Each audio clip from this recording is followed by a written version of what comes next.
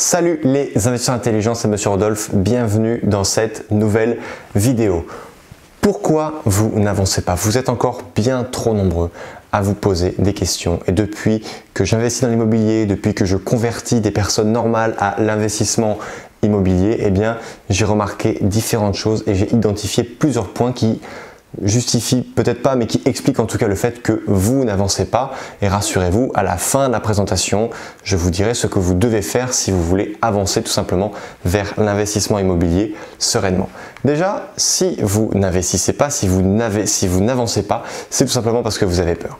Vous avez peur tout simplement peut-être de mettre un locataire, une personne que vous ne connaissez pas dans un appartement, dans un logement que vous allez acheter et que eh bien, vous allez mettre à profit d'une personne qui peut-être va vous faire toutes les misères du monde parce que chaque fois que vous en parlez à votre entourage, on vous dit toutes les misères du monde par rapport aux locataires et que lorsque l'on écoute ces gens-là, eh bien, on se rend compte que finalement aucun locataire ne paye ses loyers.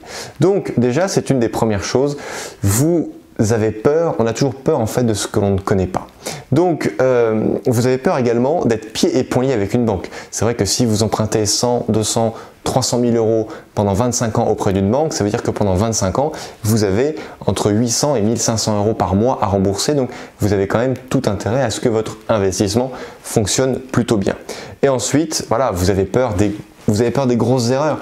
Les grosses erreurs, c'est quoi? C'est d'acheter un appartement qui est en mauvais état, un appartement pour lequel vous avez sous-estimé le montant des travaux, un appartement dans lequel vous avez pensé que faire une bonne gestion et puis en fait, comme vous n'avez pas appris à gérer un appartement ou un immeuble, eh bien vous vous plantez littéralement. Donc ce sont en fait toutes ces craintes qui peuvent s'expliquer, qui sont assez fondées quand même, qui font que vous n'avez pas avancé. Ensuite, il y a un deuxième type de paramètre qui fait que vous n'avancez pas, c'est parce que vous ne maîtrisez pas certains paramètres. Vous ne connaissez pas les techniques qui font que certaines personnes réussissent et ce sont également les techniques qui manquaient aux personnes qui ont échoué. Vous êtes perdu devant la foule d'informations que vous trouvez sur Internet, hein, vous regardez sous la vidéo, sur le côté, etc. Il y a beaucoup de vidéos qui parlent des mêmes thèmes que ce que vous êtes en train de regarder. Vous n'arrivez pas à trier la bonne information de la mauvaise information, mais en plus, ce qui se passe, c'est que vous écoutez les autres, vous écoutez des gens qui n'ont pas réussi à investir dans l'immobilier et même parfois vous écoutez des gens qui n'ont même pas essayé. Et 95% des gens qui critiquent l'immobilier n'ont jamais essayé, n'ont même jamais poussé la porte d'une agence immobilière pour voir s'il y avait des biens à destination locative qui étaient tout simplement présents chez cet agent immobilier-là. Donc du coup, déjà commencez par ça, arrêtez d'écouter les gens qui n'ont jamais rien entrepris de leur vie, qui veulent uniquement avoir leur salaire, etc. Alors, c'est très bien, j'ai bien conscience qu'en France, on n'a pas vocation à être 60 millions d'investisseurs, sinon ça ne marcherait plus tout simplement. Mais dites-vous que si vous voulez arriver à avancer vers votre objectif, il va falloir que vous commenciez à écouter les bonnes personnes parce que les autres personnes, celles qui veulent peut-être vous protéger, eh bien inconsciemment, elles vont peut-être chercher à vous rabaisser pour justement vous prémunir, vous protéger. Donc libérez-vous un petit peu de ces personnes toxiques-là et mettez-vous à écouter des personnes un peu plus inspirantes. J'ai quand même la petite image, la petite impression que si vous êtes devant votre ordinateur en train de regarder ou devant votre smartphone ou votre tablette en train de regarder cette vidéo, c'est que vous êtes en train de cheminer doucement vers je dirais, l'état d'esprit du véritable investisseur. Et donc quelque part, vous êtes en train de sortir peu à peu de votre zone de confort parce que malgré tout ce que je peux vous énumérer là, eh bien pourtant ça vous intéresse. Ça vous intéresse et donc maintenant je vais vous donner la solution.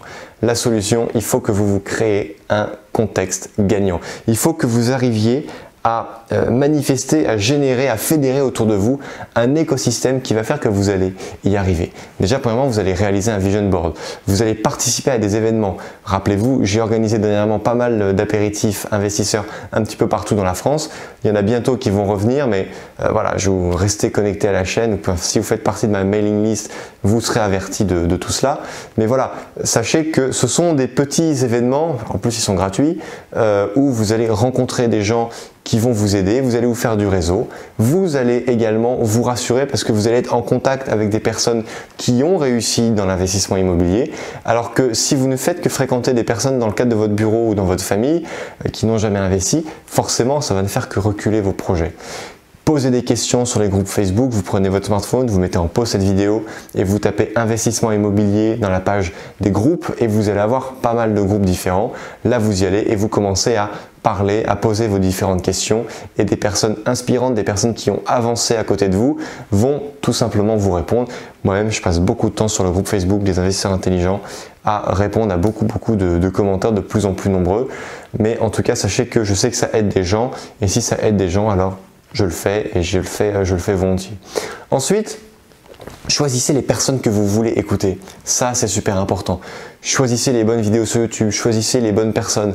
Une personne qui est chef d'entreprise, qui est entrepreneur, aura un bien meilleur retour sur ce que vous allez lui dire qu'une personne qui a été peut-être salariée pendant 40 ans, qui est restée locataire toute sa vie, qui n'a jamais rien acheté, qui n'aura pas forcément un avis très fondé sur l'investissement locatif. Faites attention à qui vous parlez, à qui vous écoutez et même je vous dirais, ne parlez pas de vos projets aux personnes dont vous savez que ça va rester lettre morte. Apprenez, lisez, soyez curieux. Apprenez constamment parce que ça va être la clé de la réussite. Personne en France, même dans le monde, n'est dépositaire du savoir absolu et toutes les personnes qui ont beaucoup de succès dans leurs entreprises sont des personnes qui ont la capacité de remettre en doute de manière perpétuelle toutes leurs connaissances et continuent d'apprendre, se font coacher, avancent. Soyez curieux. Pour moi, ça reste le meilleur argument, en tout cas la meilleure solution pour que vous puissiez cheminer doucement vers votre réussite, vers vos investissements immobiliers.